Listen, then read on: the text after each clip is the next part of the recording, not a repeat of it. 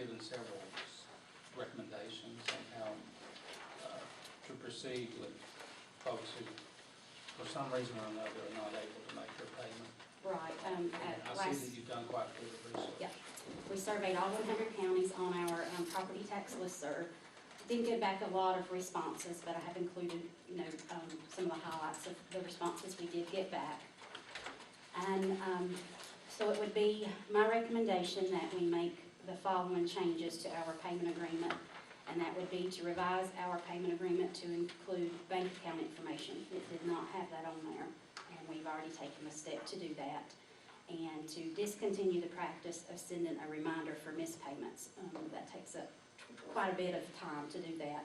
And instead, when we have the initial meeting with the taxpayer about the payment agreement, we will, make sure they know that if they miss 2 payments, then some kind of enforcement procedure will take place at that time. And then if that doesn't get them back on track, then we will send it to the county attorney for a collection letter. And like I said, I included information that we got from the other counties, and if you have any questions about any of that, I'll be glad to try to answer that. So Rita, that just basically takes the reminder away? Yes. Yes, Of which I noticed that there's, from what you surveyed, there's very few that are involved in that. right, and I think that's due to the time that it takes to do that, to send that reminder. Well, we always try to work with folks. I know you Absolutely. read that, and I know you do. I was interested in, the responses go all the way from one county saying we don't even bother with it. Everybody knows when it's due, we don't care, but I think we do care. And I know you care. I was interested in Terrell County's response, saying that they had tried payment plans and it just didn't seem to work. And they people didn't take them seriously or something. But I know there are people out there who are hurting and maybe miss a payment and catch up, that sort of thing. I appreciate you working with them.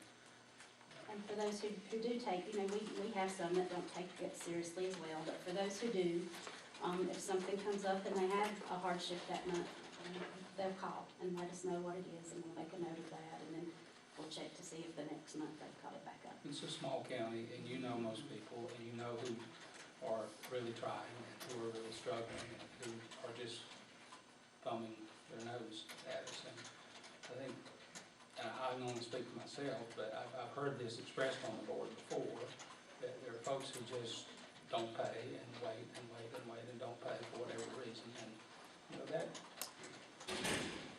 that galls you over a lot. I don't mean to monopolize the time for somebody else. Any comments? Rita, I do want to point one thing out. In these things, the dilemma that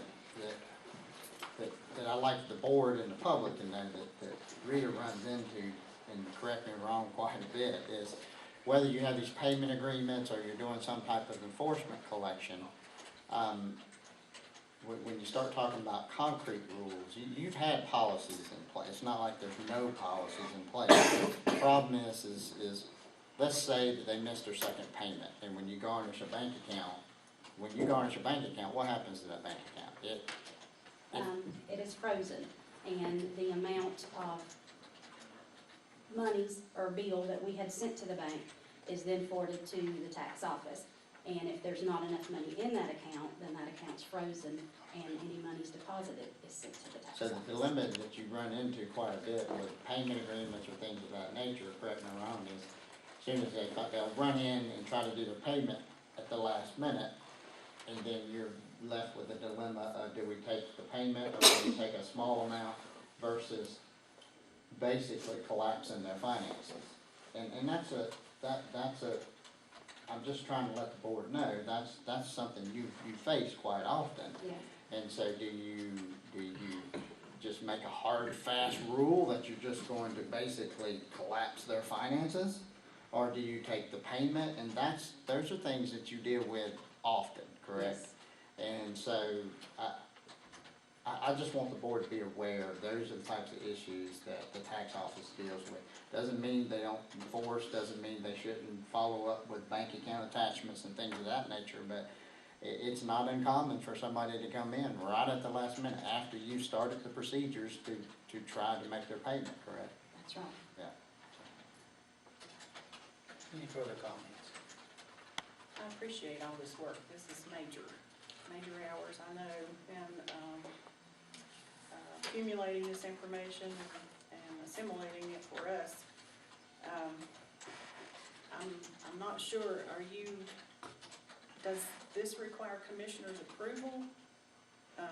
Do we need to study this a little bit longer? I would like to talk to Donna Shoemate about this a little bit before, if this does require commissioner approval. And it does not require commissioner approval. Okay.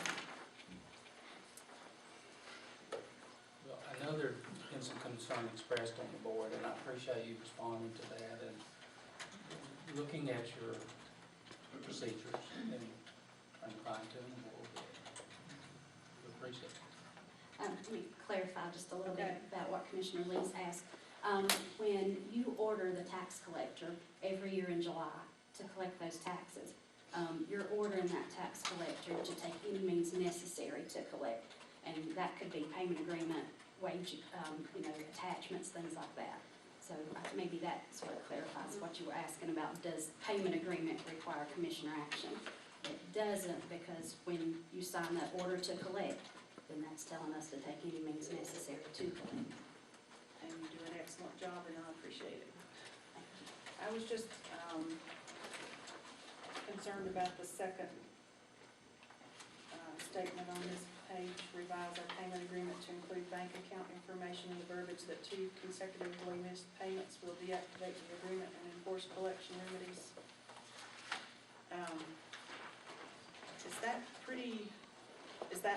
What is our procedure now? Well, we hadn't had the 2 consecutively missed payment part of it. We have not done that. Okay. And honestly, as far as staff resources, we reviewed them as often as we could. And, we would take steps as we found it, but we hadn't been able to every month look at them and see, but we are gonna start that procedure. Okay. Thank you, Rita.